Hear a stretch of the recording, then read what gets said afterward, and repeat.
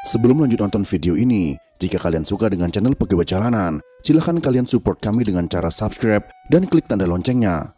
Silahkan gunakan headset Anda untuk mendapatkan kualitas suara yang jernih. Selamat menonton.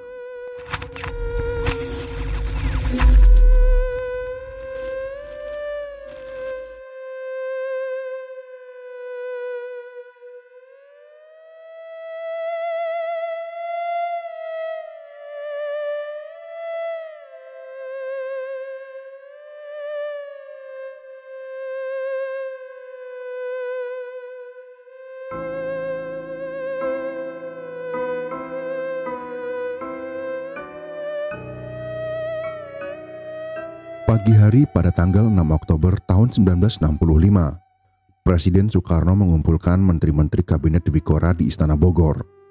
Soal yang akan dirapatkan tak lain adalah peristiwa pembunuhan 6 jenderal utama TNI Angkatan Darat yang terjadi sepekan sebelumnya. Dikutip dari buku Tempo, Nyoto, peniup saksofon di tengah prahara. Dalam pertemuan itu hadir Menteri Panglima Angkatan Udara, Laksamana Madya Udara Umardani. Belakangan Umardani turut dipenjara karena dituduh terlibat dalam peristiwa berdarah tersebut. Namun Menteri Koordinator Pertahanan Keamanan Jenderal Abdul Haris Nasution tidak terlihat di antara peserta rapat. Begitupun pucuk pimpinan Komite Sentral Partai Komunis Indonesia, Dipa Nusantara Aidit. Yang cukup aneh, Panglima Kostrad Maijen Soeharto justru hadir di tengah peserta rapat. Nyoto selaku salah satu Menteri Soekarno yang juga Wakil Ketua 2 Sesi PKI juga tampak hadir bersama dengan M.H. Lukman. Suasana tampak tegang dan mencekam. Satu sama lain terlihat was-was dan saling curiga. Soekarno pun membuka persidangan, memecah keheningan yang mencekam.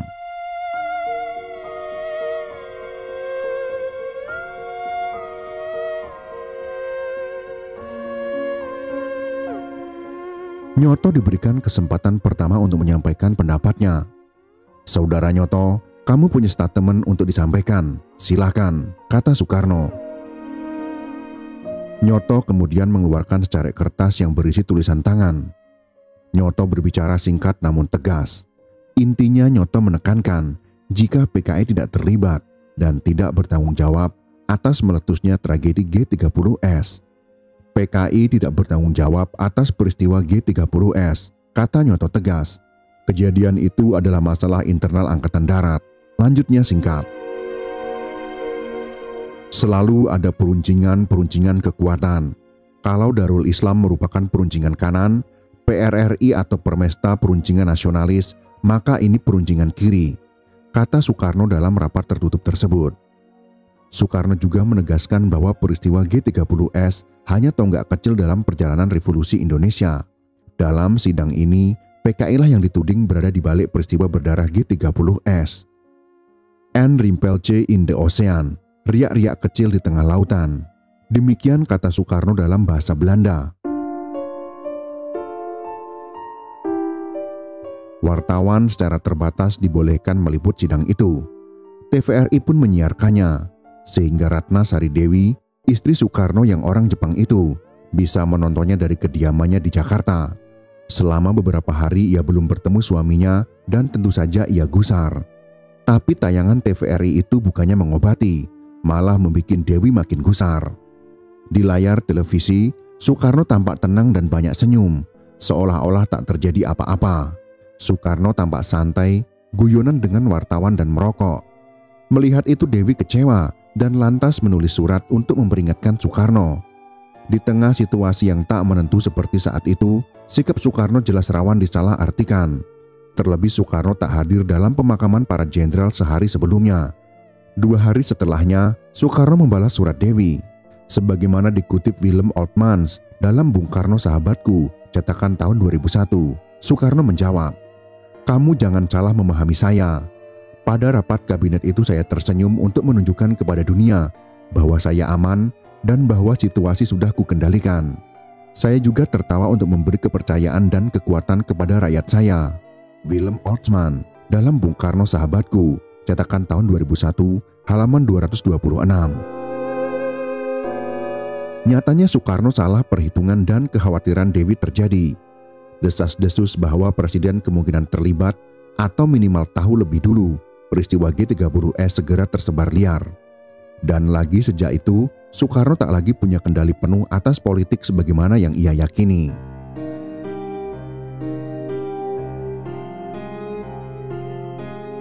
Itulah lonceng pembuka babak akhir perjalanan politik dan kehidupan Soekarno. Setelah PKI dan semua underbow-nya dibabat habis, politik keseimbangan yang ia mainkan sejak tahun 1960 runtuh, dan TNI Angkatan Darat kini tak terbendung. Jenderal Soeharto perlahan-lahan mengambil alih panggung dan menyisihkan Soekarno. Lonceng kedua berdentang ketika Soekarno menandatangani surat perintah 11 Maret tahun 1966. Esoknya Soeharto membubarkan PKI dan pada tanggal 18 Maret menangkap 15 menteri loyalis Soekarno. Lalu pada tanggal 27 Maret, Soekarno dengan sangat terpaksa mengumumkan kabinet baru bentukan Soeharto. Setelah segala kewenangannya dipreteli, Soekarno diperlakukan tak lebih sebagai tukang teken dokumen. John D. Legge dalam Soekarno, sebuah biografi politik tahun 1996 menyebutkan, "Itulah tengara kematian karir politik Soekarno. Selanjutnya Soeharto lah yang pegang kendali dan mulai menjalankan kebijakan-kebijakan yang sebagian besar bertolak belakang dengan kebijakan Soekarno. Ia bahkan dibatasi berbicara di hadapan publik. Saya diam dalam 1000 bahasa, katanya ketika melihat kekuasaannya mulai berangsur-angsur diambil dari tangannya, sedangkan ia sangat ingin menyatakan pendapatnya." John D. Legge dalam Soekarno, sebuah biografi politik tahun 1996, halaman 464. Soekarno bukannya tak berbuat apa-apa. Pada tanggal 22 Juni tahun 1966, di hadapan MPRS, ia menyampaikan pidato pertanggungjawaban selama jadi presiden dan soal peristiwa G30S. Pidato berjudul Nawaksara itu ditolak MPRS. Soekarno lalu menyampaikan pelengkap Nawaksara pada tanggal 10 Januari tahun 1967 yang lagi-lagi ditolak oleh MPRS. Itu adalah usaha terakhirnya untuk mempertahankan diri dan ia pun kalah. Pada tanggal 12 Maret tahun 1967, MPRS mengumumkan secara resmi pencabutan mandat Soekarno sebagai presiden dan kemudian menunjuk Soeharto sebagai pejabat presiden. Meskipun Soeharto baru dilantik jadi presiden betulan setahun kemudian, tapi keadaan sangat jelas bahwa Soekarno kini bukanlah siapa-siapa. Tak lagi punya kuasa, dunia Soekarno seperti dijungkir balikkan. Atas perintah Soeharto, Soekarno dan keluarganya diultimatum untuk angkat kaki dari Istana Merdeka dan Istana Bogor sebelum 17 Agustus tahun 1967. Dulu setelah Belanda mengakui kedaulatan Indonesia pada Desember 1949, Soekarno masuk istana dengan seluruh kebesarannya sebagai pemimpin. Kini ia keluar dari istana dengan hanya berkaos oblong dan celana piyama. Segala kekayaan yang ia bawa adalah bendera merah putih, beberapa botol minuman ringan, kue-kue, dan juga obat-obatan. Statusnya kini adalah tahanan Orde Baru. Mulanya ia ditahan di rumahnya di daerah Batu Tulis, Bogor, lalu dipindahkan ke Wisma Yaso, Jakarta pada tahun 1969. Penahanan itu rupanya berefek buruk bagi kesehatan Bung Karno. Ini karena tim dokter kepresidenan sebelumnya yang tahu detail soal kondisi medis Bung Karno telah dibubarkan. Padahal Soekarno diketahui mengidap sakit ginjal yang sangat parah. Ginjal kanannya sudah mati, sedangkan ginjal kirinya hanya berfungsi 25% saja. Selain itu, ia juga mengidap penyakit jantung dan darah tinggi. Sejak Bung Karno ditahan, diagnosis baru pun muncul, yaitu rematik dan gejala katarak. Dalam kondisi demikian, ia pun masih harus menjalani interogasi dari Kop Kamtib soal keterlibatannya dalam G30S. Tapi yang paling tragis dari Bung Karno kini adalah kenyataan bahwa ia harus menghadapi semua itu nyaris sendirian. Ia dijaga demikian ketat dan diputus dari dunia luar. Bahkan anak-anak dan istrinya harus dapat izin khusus untuk sekedar menemuinya. Itu pun dengan waktu yang terbatas.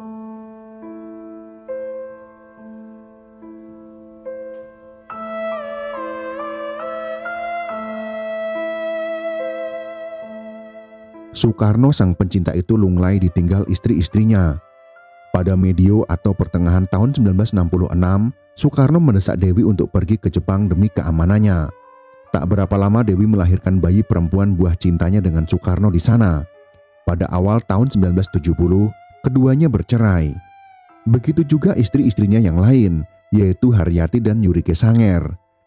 Istri lainnya yakni Fatmawati, meski tak bercerai, sudah putus hubungan dengan Soekarno sejak ia menikahi Hartini pada tahun 1953. Sejak itu hanya sekali ia bertemu lagi dengan Soekarno, saat pernikahan Guntur Soekarno Putra pada tahun 1970.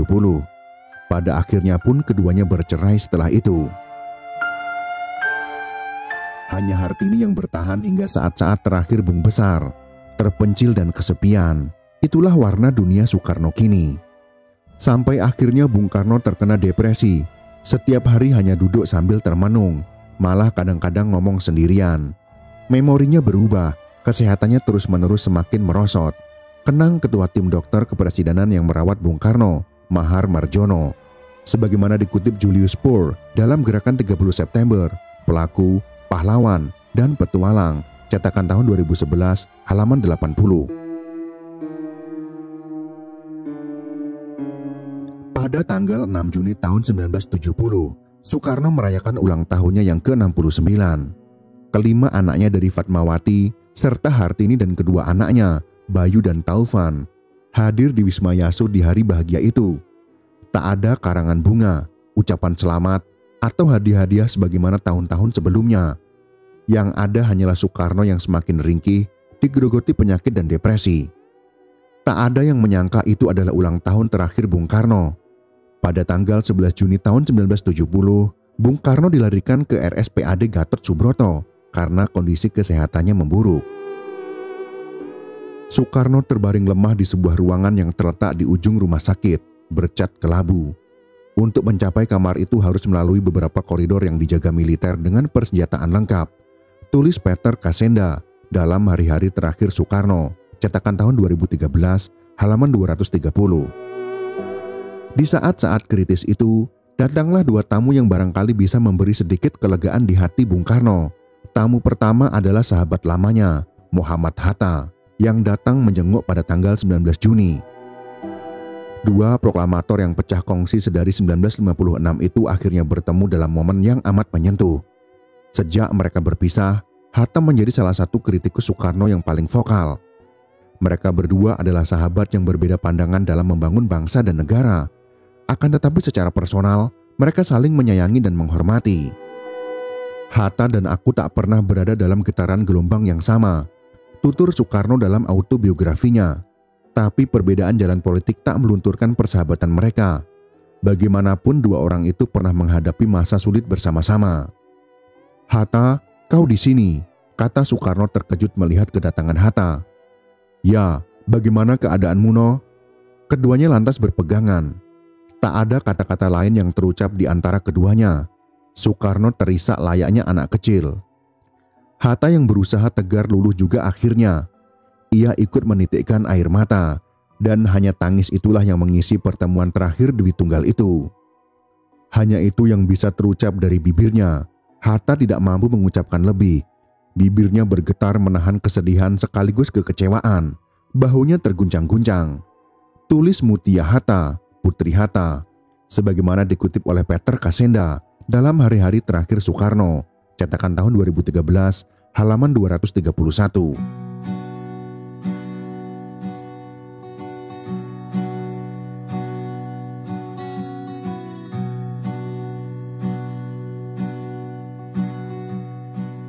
Bung Karno adalah salah satu presiden terbaik.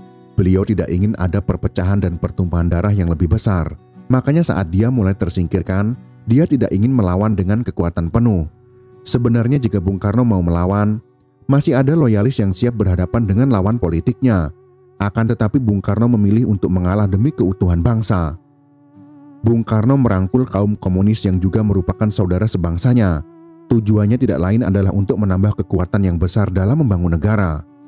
3 pilar kekuatan besar pada masa itu adalah kaum agamis, kaum nasionalis, dan kaum komunis. Yang Bung Karno pikir mungkin jika ketiganya bersatu, maka akan membuat Indonesia menjadi negara kuat di dunia. Akan tetapi fakta di lapangan ternyata berkata lain. Niat baiknya itu tidak berjalan mulus, malah menghasilkan pertumbuhan darah yang mengerikan, baik pada peristiwa berdarah pada tanggal 30 September tahun 1965 dan peristiwa berdarah sesudahnya. Banyak rakyat yang menjadi korban akibat perbedaan ideologi yang sangat tajam. Inilah sejarah yang pernah terjadi di negara kita. yang pastinya tetap kita ingat untuk meraih masa depan yang lebih baik, serta menghindari bangsa Indonesia dalam perpecahan yang sama. Pastinya apapun perpecahan itu tidaklah menguntungkan bagi bangsa Indonesia. Itulah sekelumit kisah tentang hari-hari terakhir Bung Karno yang memilukan, kesepian, dan diasingkan oleh Orde Baru. Semoga kisah ini bisa bermanfaat untuk kita semua. Jika kalian suka dengan video ini, silakan berikan jempol ke atas. Dan jika kalian menganggap video ini bermanfaat, maka bagikanlah untuk teman-teman Anda yang lain. Terima kasih sudah menonton.